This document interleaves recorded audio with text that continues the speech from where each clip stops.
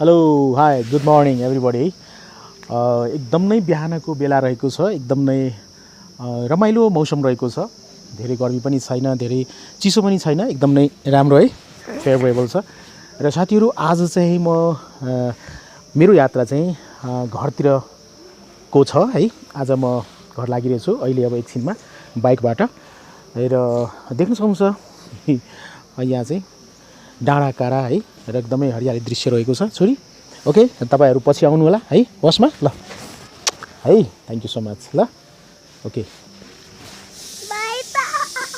Like share र comment गर्नुहोला साथीहरु र तपाई ओनिक अज्ञात युट्युब च्यानलमा नयाँ हुनुहुन्छ भने पक्कै पनि यो च्यानललाई सब्स्क्राइब गरेर सपोर्ट गर्नुहोला थ्यांक यू सो मच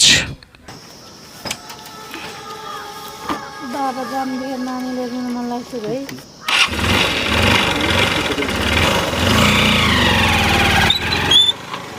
अब चाहिँ दोलखाबाट यात्रा सुरु गरिसकेको छु घरको यात्रा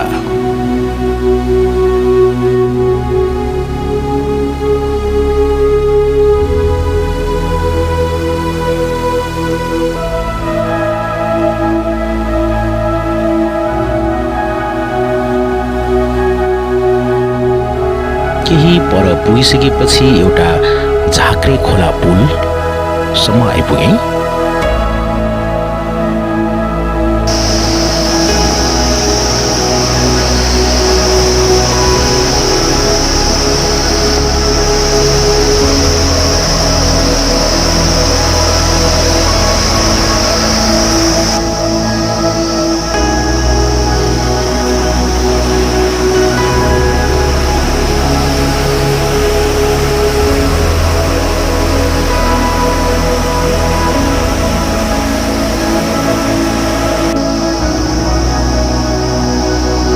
त्यसपछि यो बाटो लागेर अब घरतिर त्यसपछि यहाँ केही घण्टाको यात्रापछि साथीहरु म चाहिँ मन्थलीमा आइपुगेको छु र तामाकोशी नदीको दृश्य यहाँलाई देखाउँदै छु साथीहरु देख्नुहुन्छ एकदमै रमाइलो दृश्य रहेको छ मनोरम दृश्य मन नै खुसी भएर आउँछ साथीहरु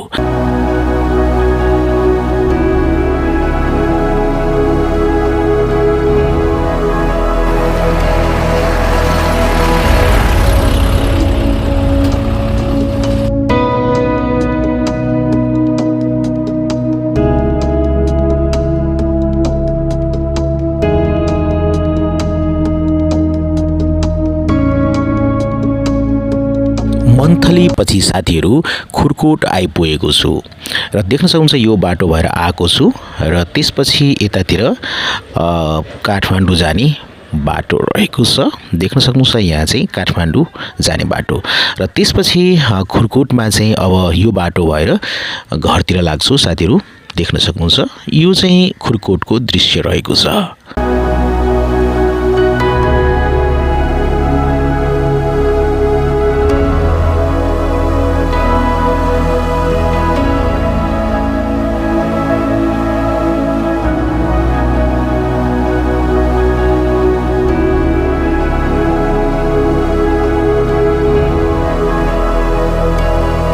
यहाँ चाहिँ खनिया खर्कतिर लाग्छु साथीहरु सिन्धुलीको बाटो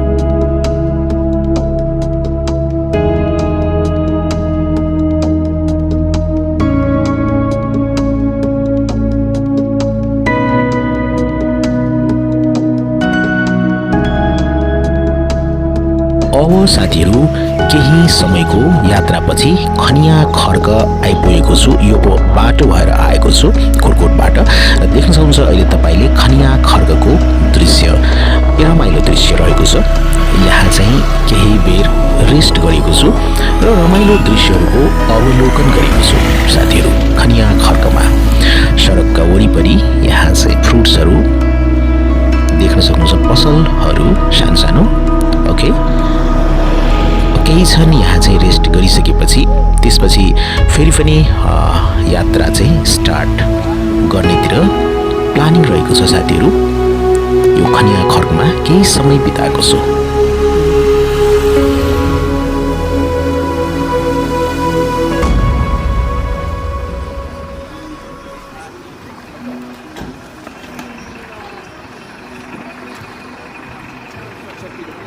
अब चाहिँ यात्रा सुरु गरिसकेको छु साथीहरू र केही समयपछि चाहिँ तपाईले देख्न सक्नुहुन्छ सुन्दर दृश्य रहेको छ।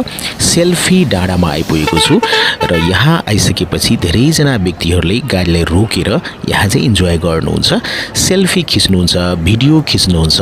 एकदमै मनोरम दृश्य रहेको छ। यहाँ चाहिँ सेल्फी डाँडा काठमाडौँबाट आउँदाखेरि पनि धेरै गाडीहरू रोकेर यहाँ इन्जोय गर्नुहुन्छ। ओके, सेल्फी डाँडाको दृश्य देख्नुहुन्छ। यहाँ साना साना पसलहरू रहेको छ। यहाँ तपाईले ब्रेकफास्ट लिन सक्नुहुन्छ। ओके, जुसहरू खान सक्नुहुन्छ फ्रुटको। ओके,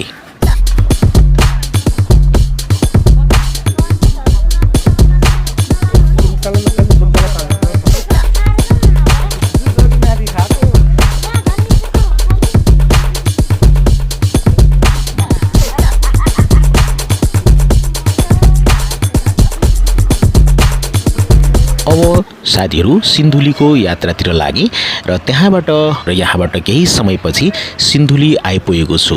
साथीहरू सिन्धुलीमा बाइक रोकेर पानी खाएको छु, केही समय रेस्ट गरेको छु साथीहरू र हिलडुल गरेको छु, यताउता घुमेको छु साथीहरू। एकदमै रमाइलो भएको छ। एकदमै घरको नजिक नजिक आइपुगेको छु। सिन्धुलीमा छु अहिले। देख्न सक्नुहुन्छ सिन्धुलीको दृश्य र त्यसपछि केही समयको यात्रापछि साथीहरू घर आइपुगेको छु। आफ्नै घरमा आफ्नै गाउँमा चाहिँ। हेलो साथीहरू, म आफ्नो गाउँ फर्किसकेको छु, आफ्नो घर फर्किसकेको छु, आफ्नो रियल ल्यान्डमा चाहिँ फर्किसकेको छु, वास्तविक संसारमा। र त्यस्तै न म दोलखामा थिएँ। दोलखामा हुँदाखेरि यहाँ हुँदाखेरिको वेदर एकदमै फरक रहेको छ। जस्तै दोलखामा हुँदाखेरि एकदमै चिसो हुन्थ्यो होइन, ज्याकेट लाउनु पर्ने हुन्थ्यो। ज्याक मेरो प्यारो के छ? राजहंस, मेरो प्यारो राजहंस, ज्याक एन्ड जेरी। ओके, आफ्नै ज्याक एन्ड जेरी र हाँसहरूसँग रमाइरहेको छु साथीहरू। ओके, जेरी, यो ज्याक, जेरी, आफ्नै हाँसहरूसँग एकदम प्रिय साथी बनेर म पनि रमाइरहेको छु र आफ्नो दिनचर्या समय चाहिँ यसरी चाहिँ काटिरहेको छु साथीहरू। धेरै नै मजा आउँछ।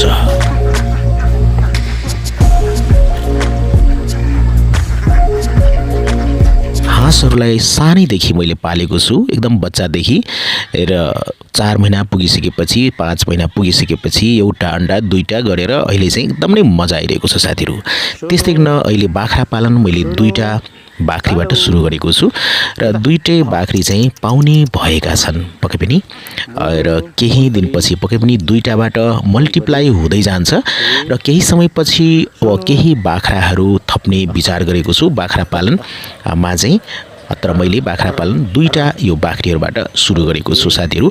अब 2टाबाट पक्कै पनि 4वटा 6वटा हुन्छ र त्यसपछि आफ्नो बारीमा आएको छु साथीहरू। देख्न सक्नुहुन्छ बारीभित्र पशुमा र के रहेको छ त बारीको कन्डिसन र त्यस्तै सानो पोखरीको कन्डिसन यहाँलाई हेराउन चाहन्छु।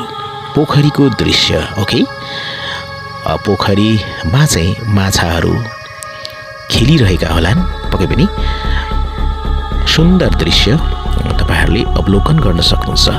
मेरो सानो पोखरी, माछा बस्ने ठाउँ र हाँसहरू खेल्ने ठाउँ। Thank you so much, thanks God. र त्यसपछि मेरो सानो बारी रहेको छ साथीहरू। 15 दिनपछि म चाहिँ फर्किँदै छु आफ्नो बारीमा। लिचीको रुख देख्न सक्नुहुन्छ र त्यस्तै गरिकन यहाँ फर्सीको बोट देख्न सक्नुहुन्छ। मैले बारी भर्खर स्टार्ट गरेको छु। अब यो बारीमा धेरै बोट बिरुवाहरू, साग तरकारीहरू मैले रोप्ने मेरो प्लानिङ रहेको छ। पक्कै पनि हरिया साग सब्जीहरू यहाँ चाहिँ म आफ्नो बारीमा कृषक भएको नाताले चाहिँ पक्कै पनि उब्जाउँछु है। गाउँमा एकदम रमाइलो छ। Thank you so much, thanks God. हस् साथीहरू, यो भिडियो यहाँहरूलाई कस्तो लाग्यो आफ्नो प्रतिक्रिया पक्कै पनि कमेन्टमा लेख्नुहोला र यो भिडियोलाई सोशल मिडियामा सेयर गर्नुहोला। यो भिडियोलाई लाइक गरिदिनु होला र त्यस्तै गर्न ओनिक अज्ञात युट्युब च्यानलमा नयाँ हुनुहुन्छ भने पक्कै पनि यो च्यानल सब्स्क्राइब गरेर हामीलाई सपोर्ट गर्नुहोला भन्दै यहाँहरूको समय एकदमै शुभ होस्। जय Nepal, take care, good by.